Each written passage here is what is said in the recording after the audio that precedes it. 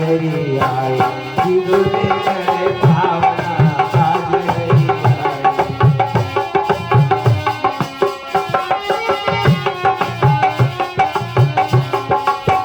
भैया घर तभी धन हो जाता है, पवित्र हो जाता है जब भगवान का पदार्पण हो जाए, संत का पदार्पण हो जाए, किसी विप्र विद्वान का पदार्पण हो जाए, घर पवित्र हो जाए।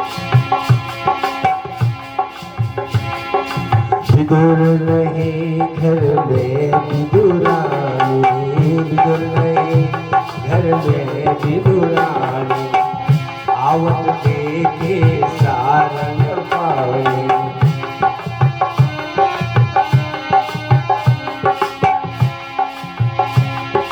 खुली दे नहीं आवत चिंता, खुली दे नहीं आवत चिंता, और भोजन कहाँ छिपावना, आज हरि आए विदुर करे पावना, आज हरि आए।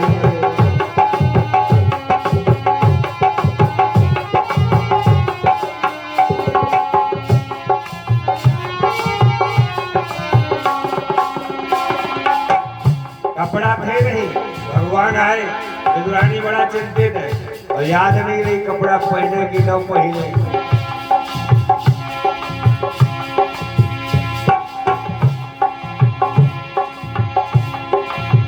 खुली दे नहीं आवत चिंता, खुली दे नहीं आवत चिंता, भोजन कहाँ छिपावना,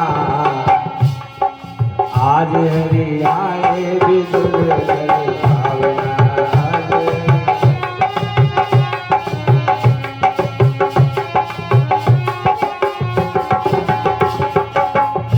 क्या खेला?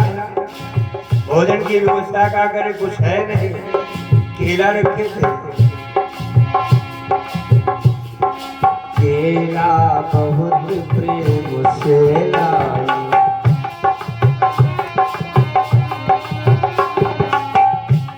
केला ले आई, छिलका छील लिया, अब गिरी गिरी सब देख गिराई, केला बहुत प्रेम से लाई। केला ले आई बड़े प्रेम से, केला को छील लिया, दूधा फेंक दिया, गिरी फेंक दी।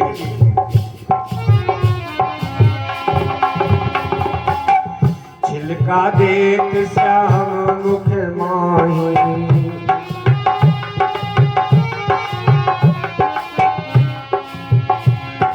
लागत परम सुहावना, आज हरि आए विदुर करे पावना, आज हरि आए।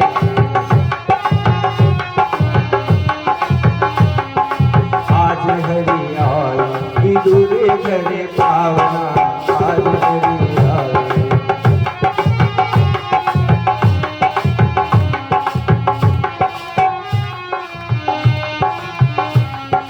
आज हरि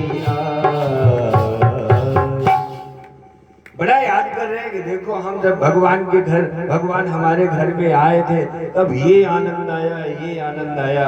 उद्धव जी ने कहा भैया वो भगवान महाभारत करा करके दुर्योधन को परम धाम पहुंचा करके अपने पूरे परिवार को परम धाम पहुंचा करके गोविंद चले गए परम धाम को। अब तो विदुर को बड़ा कष्ट आया, अब मेरे गोविंद हमारे बीच में नहीं है, बोले नहीं है। अब गोविंद के जीवन की चरित्र गाथा कहाँ सुने? उद्धव जी ने कहा हमारे पास तो समय नहीं है, पर आप चाहो तो मैत्रेय जी के पास चले जाओ, मैत्रेय जी भगवान के पावन दिव्य चरित्रों को श्रवण कराएंगे। तो उद्धव जी महाराज वहां से चले जाते हैं और विदुर जी महाराज मैत्रेय जी से मिलने के लिए चल देते हैं। गोविंद भगवान की। जैसे ही विदुर जी महाराज ने देखा है भगवान को, मैत्रेय जी को बड़ा प्रसन्न हुए, आनंदित हुए, प्रेम से बिठाया अब बिठाने के पश्चात कहा, महाराज मैं आपसे कुछ जानना चाहता हूँ, भगवान श्री केशव के चरित्रों को श्रवण करना चाहता हूँ।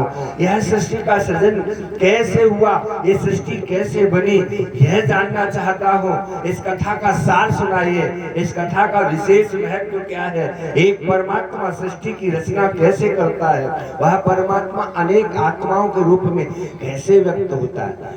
मैत्र जी ने कहा, कभी तुमने थाली में सूरज बुलाया?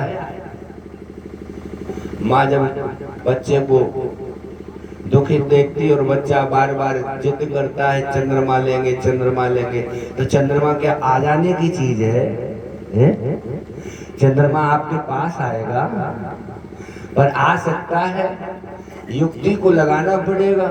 थाली में पानी भर लो, रात का वक्त हो, चंद्रमा आसमान में हो, और खुली जगह में थाली रख दो, तो चंद्रमा स्वयं थाली में आ जाता कि नहीं आ जाता? अब बच्चे से कहो ये थाली में चंद्रमा आ गया, तो कहेगा आ गया। तो क्या चंद्रमा थाली में है?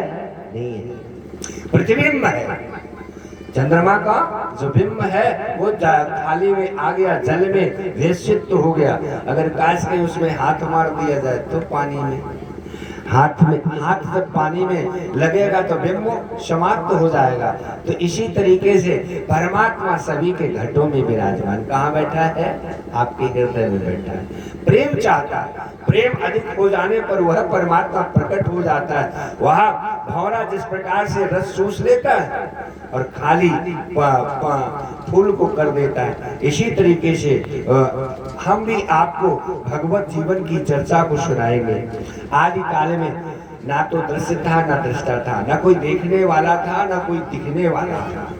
एक अंडाकार जल में पड़ा रहा सहस्रों वर्ष तक। जब अंडा टूटा तो उसमें एक पुरुष का निर्माण हुआ और उस पुरुष की नाभि से कमल का प्राकट्य हुआ। कमल के ऊपर ब्रह्मा जी विराजमान हुए और ब्रह्मा जी ने बहुत काल तक तप किया, और जब ब्रह्मा जी का तप सिद्ध हुआ तब भगवान श्री नारायण का दर्शन हुआ। प्रेम जब अनंत हो गया, प्रेम जब अनंत हो गया, रोम रोम शांत हो गया।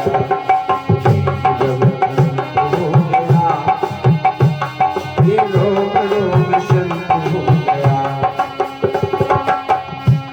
मन बन गया दीवाना सदन,